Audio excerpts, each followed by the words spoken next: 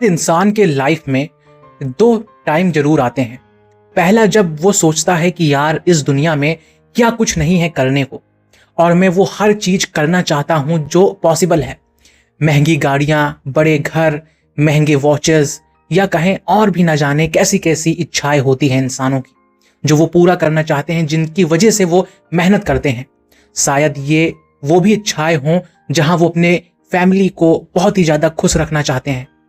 लेकिन हम इन सभी इच्छाओं को कहीं ना कहीं मटेरियलिस्टिक वर्ल्ड के कैटेगरी में डालते हैं।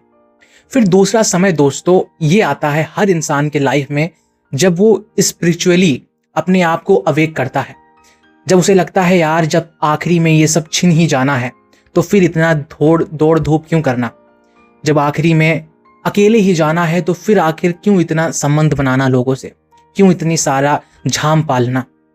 यानी दोस्तों अगर साफ शब्द में कहें तो स्पिरिचुअलिटी वर्सेस मटेरियलिज्म का ये जो टॉपिक है वो हर इंसान के लाइफ में आता है। और ये दो टॉपिक जितना लोगों को कंफ्यूज करते हैं या जितना तोड़ मरोड़ देते हैं, शायद और कुछ भी ना करता हो। मैं आपको अपना एग्जाम्पल बताता हूँ। एक समय ऐसा था जब मैं सोचता था कि यार लाइफ में बहुत पैसे कमाने हैं, क्योंकि बहुत सारे मुसीबतों का जड़ पैसा ही होता है। बहुत ज़्यादा अपने लाइफ को इम्प्रूव करना है, बहुत ही अच्छे टाइम अपने आप को देना है। फिर दोस्तों मैं सोचने लगा कि यार जब ये सब ख़त्म ही हो जाना है, जब आखिरी में अकेले ही जाना है, तो फिर क्यों इतना परेशान होना, क्यों इतना हाथ पैर मारना। और ये सभी के लाइफ में ज़रूर होता है एक ना एक टाइम। लेकिन दोस्तों क्या ये बात सही है? क्या सच में हमें कुछ नहीं करना चाहिए अगर जब एक दिन सब खत्म ही हो जाना है तब? दूसरी तरफ हम बहुत सारे गुरुओं को, बाबाओं को, इवन बुद्ध जैसे लोगों को ये सुनते हैं कहते हुए कि यार ये दुनिया मोहमाया है, दुनिया मटेरियलिस्टिक वर्ल्ड है जो एक ना एक दिन छिन जाएगी और फिर हमें बहुत तकलीफ होगी, तो हमें इनके पीछे नहीं भागना चाहिए। हमें बुद्ध की स्टोरीज बताई जाती हैं कि कैसे उन्होंने अपने इतने बड़े साम्राज्य को छोड़ा क्योंकि वो मटेरियलिस्टिक वर्ल्ड था। लेकिन दोस्तों यहाँ पर कई सारे कॉन्ट्रडिक्शंस हैं और क्या करना चाहिए आपको और क्या नहीं, ये मैं नहीं आपको बता सकता। लेकिन मैं ये बता सकता हूँ कि मैं क्या मानता हूँ और आपको एक नया पर्सपेक्टिव भी दे सकता हूँ इन सारे कॉन्ट्रडिक्शंस का। आना कि हर एक चीज इस दुनिया में रह जाने वाली है, कुछ आपके साथ नहीं जाएगा। लेकिन क्या इसका मतलब है कि आप सब चीजों को छोड़ दें?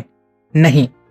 आप जानते हैं कि आप अपने माता पिता के साथ नहीं इस दुनिया से जाएंगे, तो क्या इसका मतलब कि आप उनसे रिश्ता ही खत्म कर दें? नहीं, कोई जरूरी नहीं है ये चीज। लेकिन हाँ, इसका समझ होना बहुत जरूरी है कि एक दिन हम खत्म हो जाएंगे, ये रिश्ता खत्म हो जाएगा।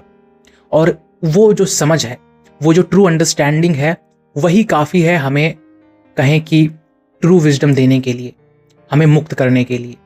अब यही चीज़, यही प्रिंसिपल मटेरियलिस्टिक वर्ल्ड पर भी लागू होता है। हमें पता है पैसे हम नहीं ले जाने वाले हैं, ये दुनिया में, ये संसार में रह जाएगा वो। और हमें पता है कि हम अपनी महंगी घड़ियाँ, अपने बड़े गाड़ियाँ से बहुत ज़्यादा खुश नहीं हो पाएंगे। लेकिन इसका मतलब ये भी नहीं है कि जो थोड़ा सा समय है वो हम उन चीज़ों को ना एंजॉय करते हुए व्यतीत कर दें। आप एग्जाम्पल लीजिए कि अगर आपके पास एक गाड़ी नहीं है तो आप पैदल चलेंगे, बाइक से चलेंगे या साइकिल से चलेंगे। लेकिन जो विजडम है वो क्या उस समय आ सकती है जब आप स्ट्रगल कर रहे हों? कभी नहीं आ सकती। आप साइकिल चला रहे हो तो आप क्या ये देख सकते हैं, सोच सकते हैं कि यार ये दुनिया कितना ही बेरहम है, इस दुनिया में सच्ची चीज़ें नहीं हैं? यानी आप हकीकत नहीं जान पाएंगे, आपको अंडरस्टैंडिंग उतनी नहीं मिलेगी, बजाय आप अगर कंफर्टेबली एक गाड़ी में बैठ करके जा रहे हो।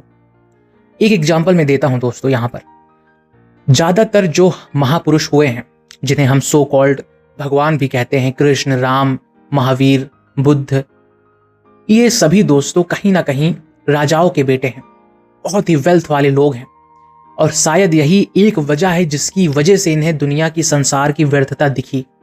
गरीब इंसान को संसार की व्यर्थता कैसे दिखेगी? उससे तो 2 टाइम की रोटी मिल जाए वही बहुत है। कहीं मैंने ये पढ़ा था कि भगवान जैसी चीज गरीब लोगों के लिए होती है और नास्तिक जैसी चीज प्रिविलेज्ड लोगों के लिए होती है, क्योंकि वो अफोर्ड करते हैं नास्तिक होना और वो अफोर्ड नहीं कर सकते हैं नास्तिक होना जो गरीब हैं। ये बहुत ही महत्वपूर्ण बात है। यहाँ पे एक शब्द जो हमें बहुत ही मदद कर सकता है समझने को इस पूरे सिनेरियो को, वो है अतिक्रमण। हम किसी भी चीज को सही रूप से छोड़ ही नहीं सकते, किसी भी चीज को हम नहीं त्याग सकते हैं इस पूरी दुनिया में। आप क्या ये त्याग सकते हैं कि आपको किसी की याद ना आए, या आप किसी को अपने मन में सोचें ना? ऐसा नहीं हो सकता। लेकिन उस चीज का अतिक्रमण हो सकता है, उसके पार जाया जा सकता है। आप अपने लाइफ के तुच्छ से तुच्छ चीजों को नहीं छोड़ सकते, लेकिन उसके पार जा सकते हैं, उससे कुछ बेहतर कर सकते हैं। यही चीज यहाँ पे भी लागू हो सकता है। बजाय कि हम चीजों के पीछे भागें, हम होशपूर्वक उसका अतिक्रमण करके उसको पाने की कोशिश कर सकते हैं। जरूरी नहीं है कि हम बहुत ही ज्यादा परेशान हो जाएं पैसे कमाने के लिए और एक अच्छी जिंदगी के लिए, लेकिन हाँ, हम कोशिश कर सकते हैं होशपूर्वक। फिर हमें उसमें ही रस आने लगेगा, फिर हम उसी को जिंदगी बना लेंगे। और फिर ये जिंदगी है भी क्या? अगर हर चीज आखिरी में खत्म ही हो जाना है, छीन ही जाना है, तो फिर आप जाकर के किसी बिल्डिंग के ऊपर से कूद जाइए और ये कहानी ही खत्म करिए। अगर ऐसा ही आपको लगता है तो नहीं, ऐसा है नहीं। जिंदगी में अगर कहीं भी कुछ भी रस है तो इन्हीं चीजों के कारण है। अगर कुछ भी कहीं सुंदर है तो इन्हीं आकांक्षाओं के कारण, इन्हीं दौड़ धूप के कारण है। अगर हम दौड़ धूप ही ना करें तो हमें सुख या कहें कि आराम का आनंद ही नहीं मिलेगा। हम भूल ही जाएंगे कि वो क्या होता है। यहाँ ओशो की एक बात याद आ रही है कि वो कहते हैं, जो इंसान दिन भर काम करता है उसी को अच्छी नींद आ सकती है, लेकिन जो इंसान दिन भर काम ना करा हो उसको अच्छी नींद नहीं आ पाएगी। तो ये फर्क इसी बात का है दोस्तों। वो थोड़ा सा समय इस ब्रह्मांड ने तुम्हें दिया है जीने के लिए। किसी के लिए वो 60 साल होगा, किसी के लिए वो 70, किसी के लिए वो 100, किसी के लिए वो 110।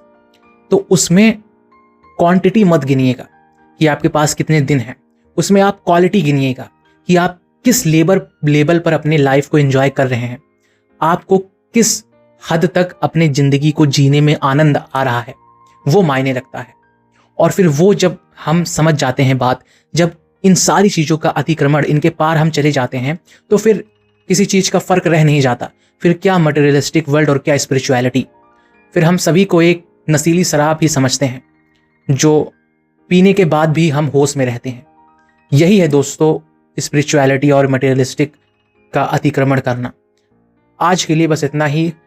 अगर आपको ये पॉडकास्ट पसंद आया हो तो लाइक जरूर से करिएगा। मिलते हैं नेक्स्ट एपिसोड में।